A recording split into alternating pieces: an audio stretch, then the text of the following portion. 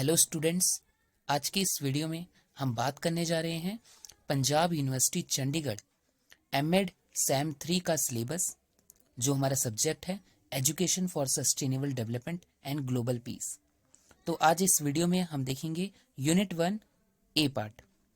तो जो हमारा ए पार्ट है वो क्या है? Meaning, nature and scope of sustainable development and concept of global peace. तो चलिए इसको शुरू करते हैं इसकी मीनिंग से। So what is sustainable development mean?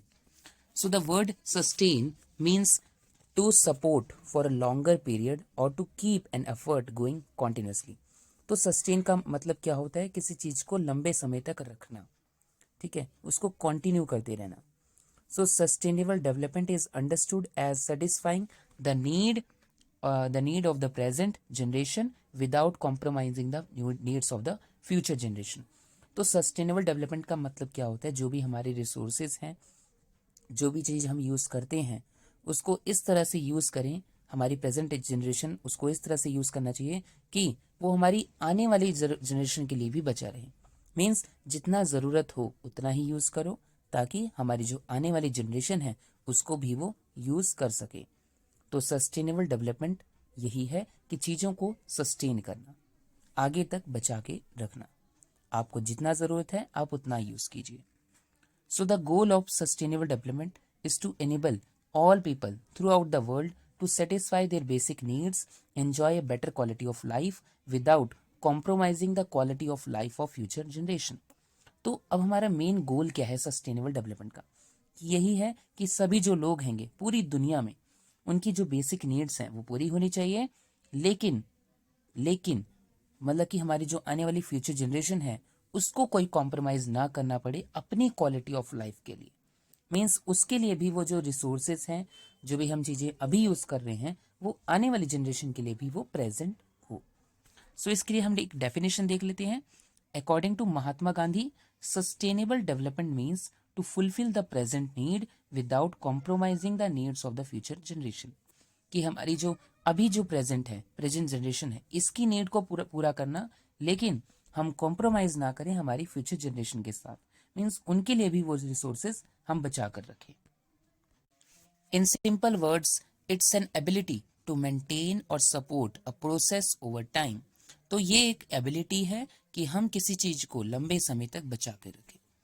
So sustainability includes taking into accordings 3 aspects. तो इसमें 3 एस्पेक्ट्स आते हैं: economic, environmental and social. So first is economic, means green infrastructure जो हमारे इको फ्रेंडली हो, infrastructure for water and energy reclamation and less use of H2O in house and irrigation.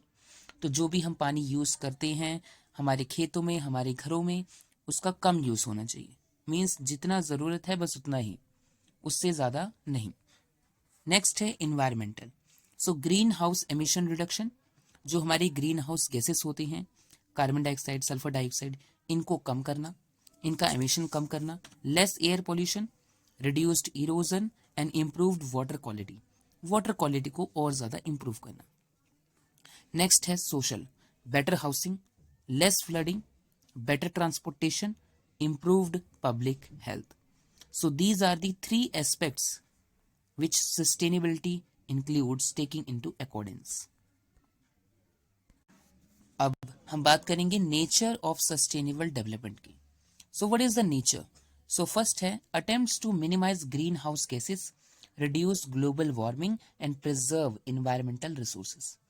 एक तो ये हमारा अटेम्प्ट रहेगा कि हम ग्रीन हाउस गैसेस को कम करें, उनका एमिशन कम करें, ग्लोबल वार्मिंग को और रिड्यूस करें, और हमारे जो इन्वायरमेंटल रिसोर्सेज हैं उनको प्रिजर्व करके रखें। Second, emphasis eco friendly building practices. ऐसी बिल्डिंग्स हम बनाएं जो इको फ्रेंडली हो, हमारे नेचर के लिए अच्छी हो, ना कि खराब हो। Third, stresses on use of nature biodegradable material. ऐसी चीज़ों का यूज़ करें जो हमारे नेचर के लिए इको फ्रेंडली हो, मीन्स बायोडिग्रेडेबल हो, उसको हम मतलब कि कंपोस्ट कर सकें, ऐसी चीज़ें होनी चाहिए। Fourth, advocates the use of renewable natural resources such as solar and wind energies. तो ऐसे हमें फ्यूल का यूज करना चाहिए, ऐसे रिसोर्सेज का जो हमारे लिए रीन्यूएबल हो, मीन्स उसको दोबारा से हम रीन्यू कर सकें, जो अनलिमिटेड हो, जैसे सोलर एनर्जी होगी और विंड एनर्जी होगी। Fifth, gives priority to protection of natural habitats. तो जो नेचुरल हैबिटेट्स हैं उनको प्रायोरिटी देनी चाहिए, उनकी प्रोटेक्शन के लिए, हम उनको बचा सकें, उनको सेव कर सकें। नेक्स्ट, जेंडर इक्वालिटी, मतलब हमारे अंदर किसी भी तरह की जेंडर बायसनेस ना हो, किसी भी तरह का discrimination on the basis of gender ना हो। emphasis on non-polluting construction practices and industry, ऐसी कंस्ट्रक्शन और प्रैक्टिसेस का यूज करो इंडस्ट्रीज में जो कि नॉन पोल्यूटिंग हो, मीन्स हमारे इन्वायरमेंट को वो कोई भी नुकसान न पहुंचाए। लेस पॉवर्टी, गरीबी को कम करें। Ninth, preventing environmental pollution, environment pollution को कम करें। अब हम बात करेंगे scope of sustainable development. Now scope, social dimension, economic dimension, environmental dimension and institutional dimension. So first is social dimension, ensuring a strong, healthy and society with emphasis on zero hunger, good health and well-being, quality education, population control, gender equality. तो social dimension में हम mainly हम अपने समाज को, अपनी society को देखते हैं, मीन्स उनकी अच्छी हेल्थ हो, वो स्ट्रांग बने, ठीक है, जीरो हंगर की पॉलिसी हो, मतलब कोई भी भूखा ना रह सके, उनकी अच्छी हेल्थ हो, अच्छी तरह से अपने जीवन वो बिताएं, क्वालिटी एजुकेशन हो, ठीक है, पॉपुलेशन को कंट्रोल कर सकें और जेंडर इक्वालिटी हो। ये हमारे सारे एस्पेक्ट सोशल डायमेंशन में आ जाते हैं। उसके बाद है economic dimension. Now it includes economic well-being of masses with emphasis on no poverty, employment opportunity, especially for women, decent work and economic growth, managing natural resources and responsible consumption and production. तो economic condition में क्या आ जाए, economic dimension में क्या आ जाएगा कि जितने भी सारे लोग हैं, मतलब कोई भी गरीब ना रहे, उनको जॉब का मौका मिले, एम्प्लॉयमेंट अपॉर्चुनिटी हो, खासकर औरतों के लिए एक अच्छा काम हो उनके लिए, उनकी इकोनॉमिक ग्रोथ होती रहे, ठीक है, नेचुरल रिसोर्सेज को मैनेज कर सकें हम, और एक रिस्पॉन्सिबल कंजप्शन हो, मीन्स जितना ज़रूरत हो हम उतना ही कंज्यूम करें और उतना ही प्रोड्यूस करें। Next, environmental dimension.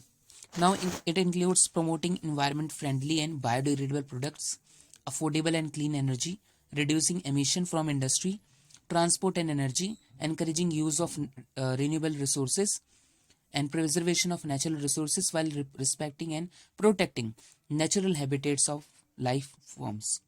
तो इन्वायरमेंटल डायमेंशन में क्या क्या है, एक तो हम अपने चीज़ों को प्रमोट करें जो कि हमारे लिए इन्वायरमेंट फ्रेंडली हो, हमारी नेचर के लिए अच्छी हो, बायोडिग्रेडेबल प्रोडक्ट्स हों, हम ऐसी एनर्जी का यूज़ करें जो अफोर्डेबल हो और क्लीन भी हो, ठीक है, एमिशन को हम कम कर सकें जो कि इंडस्ट्री और ट्रांसपोर्ट से निकल रहा है, और ऐसे रिसोर्सेज का यूज़ करें जो रिन्यूएबल हों, ठीक है, और हमारे नेचुरल रिसोर्सेज को प्रिजर्व करें और हमारे जो नेचुरल हैबिटेट्स है उसको भी प्रोटेक्ट करें, ताकि हम अपनी जो जितनी भी सारी लिविंग थिंग्स हैं, जितने भी जानवर हैं, पक्षी हैं, उनको बचा सकें। Fourth is institutional dimension. Now industry, innovation and infrastructure, social financial resources, peace, justice and strong institution and international cooperation.